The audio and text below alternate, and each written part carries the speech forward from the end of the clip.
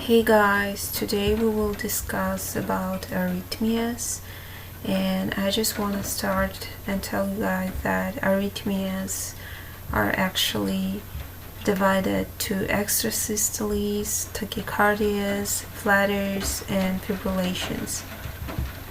So first, how to differentiate those. When you say extrasystole, you say 1, 2, or 3 extra complexes, extra impulses, right, on ECG.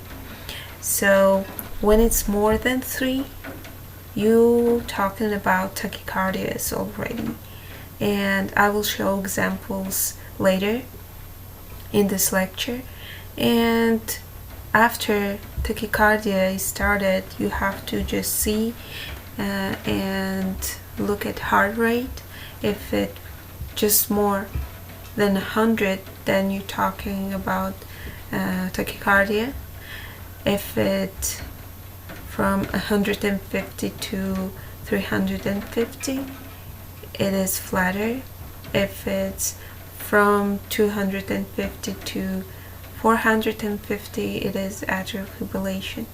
So if it's like supraventricular, it's actually tachycardias, flutters, and fibrillation are higher.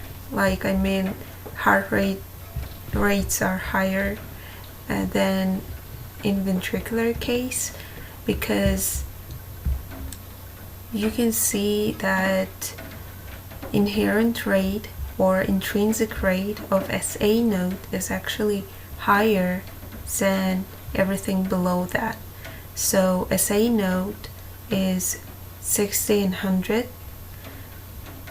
AV nodes is lower, and as you go down, it lowers down. So when you have, for example, SA blockage, everything with a little bit like higher, has a little bit higher rate, it will take its place. It will play its role. Okay, so after SA, it is AV.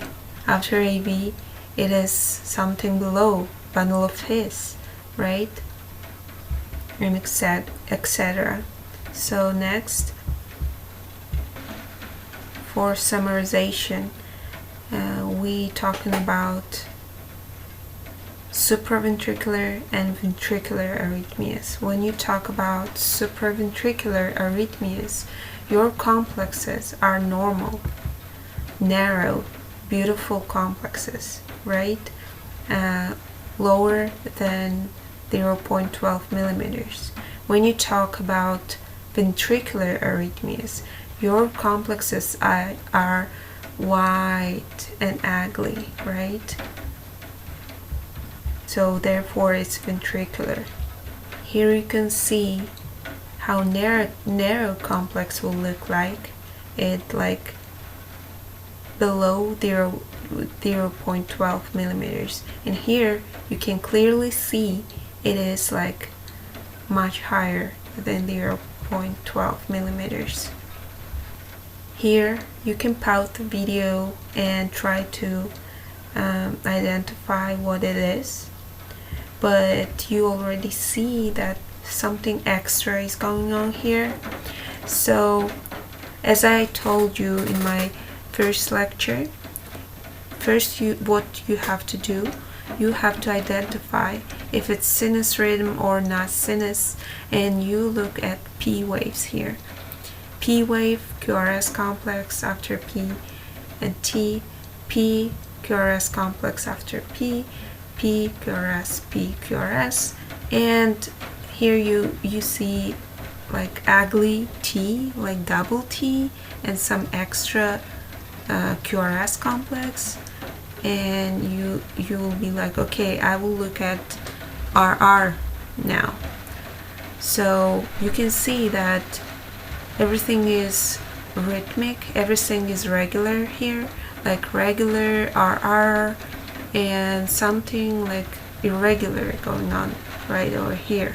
So it is because it is extrasystole. And now you have to determine what extrasystole is it is. Like, is it from supraventricular or is this ventricular? And you can clearly see, like, it is narrow and beautiful. That means it is supraventricular.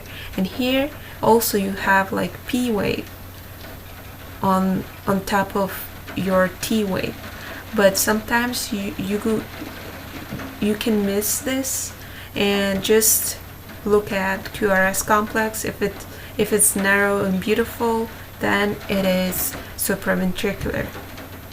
Now, depending on the location of your extra impulses, P wave can vary.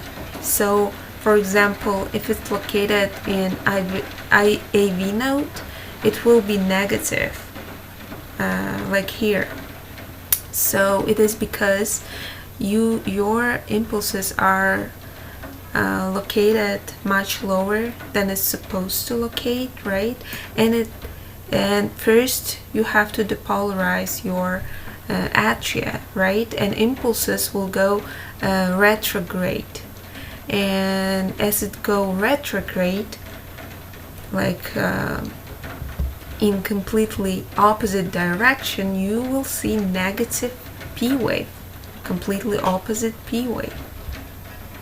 Here you can see example of accessory pathway, okay?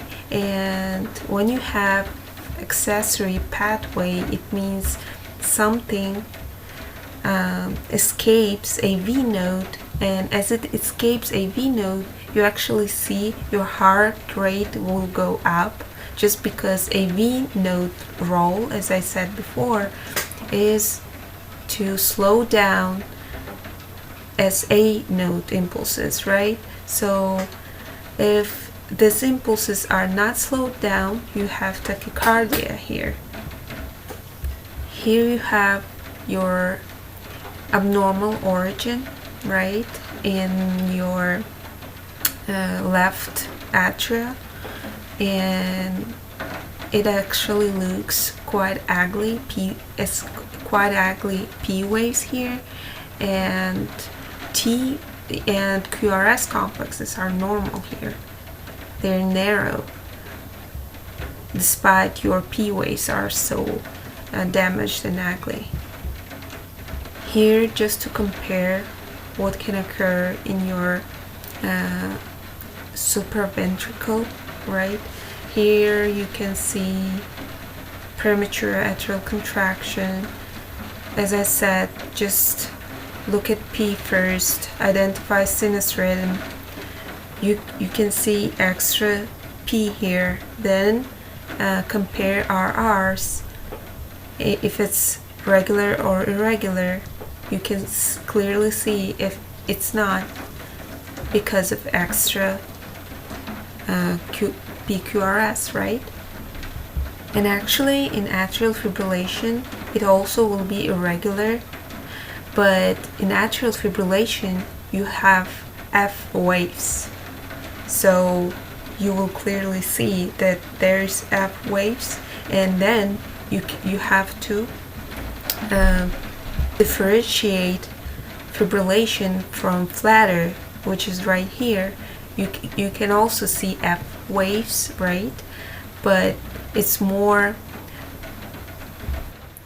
sawtooth-like, right? More apparent. And your RR are regular here. Like, you can clearly see it is the same.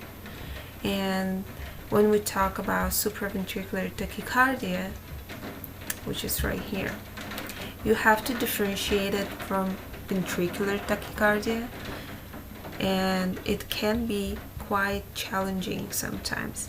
Here you have to just measure your QRS, which is lower than 0.12, and therefore it is not ventricular, it is supraventricular.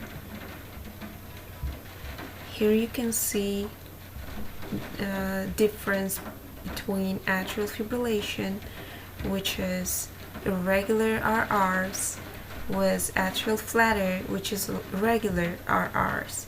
And if you look at your F waves here, it is more sawtooth-like, right? More apparent. Whereas here, it is more subtle, more like low.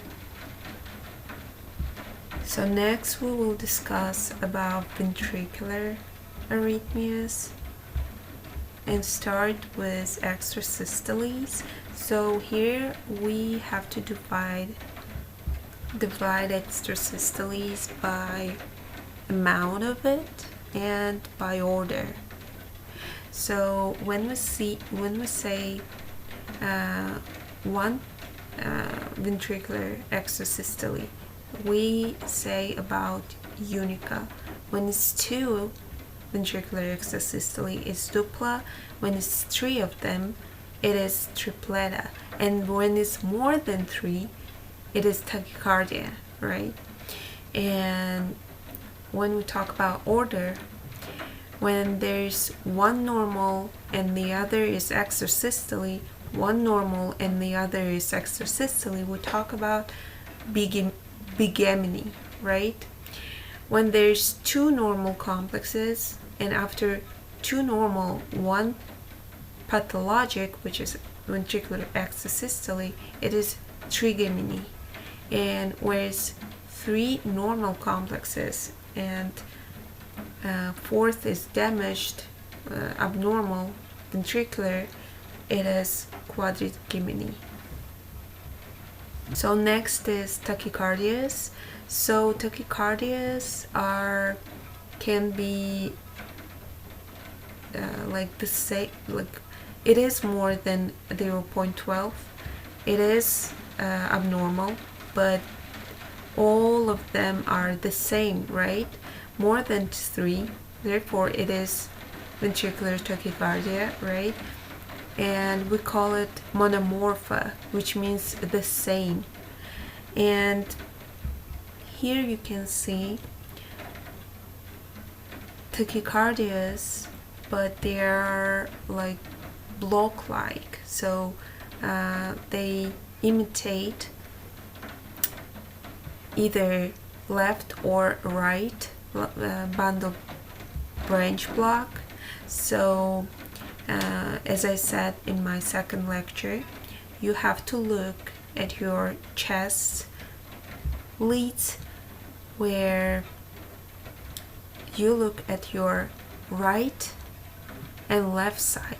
If you look here at your right side, you can see wide R waves, right? And you can say it is right bundle branch block like ventricular tachycardia. Whereas here you look at your right side and you can see reciprocal deep change of your S wave. Your S wave are wide and deep. That means something in the left side, I mean R waves in your left side have to be abnormal, like wide, more than 0.12 for example. And here you can't really identify, so you just look at your left walls, which is AVL for example 1, and on AVL you can clearly see your R wave are wide and abnormal. So here you can say if left wall is abnormal and reciprocal S waves here deep and wide, it is probably left bundle branch block like ventricular tachycardia. So next here you can see wide abnormal QRS complexes, but they're different from each other. Therefore it is ventricular tachycardia polymorpha, and this is actually can progress to torsata de pointes, which is really dangerous state because it can convert to ventricular fibrillation, which is really dangerous, more dangerous than other tachycardias. So about torsades de pointes, how you can see it, it's like high QRS complexes, then low QRS complexes, then high, then low, and it's like a mnemonic twisting of the points, right? Torsades de pointes. So it looks like spindle here. So you have to know that when torsades de pointe can be present, what factors will predispose to torsades de pointes. It is long QT. Long QT looks like this, right? Here you have QT interval, and here you have long QT interval, just so you can understand what it is. And it can be caused by congenital disorders such as Romano-Ward syndrome or Gerville and Large-Nielsen syndrome.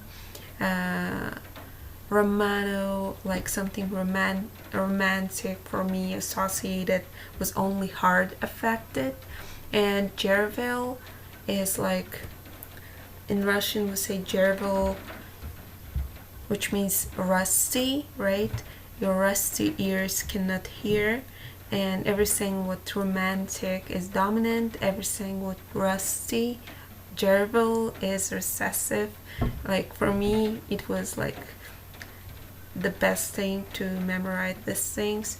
So this one thing, and other things are antiarrhythmics or certain drugs that can cause prolonged QT, also decrease potassium, decreased magnesium can cause torsades de pointes. So here you can see that drugs that can cause torsades de pointes are antiarrhythmics, for example class 1A or 3. You have to know what is class 1A, for example. They can give you in your stem quinidine, and you have to know that quinidine is class 1A, and it can predispose to torsades de pointes, right?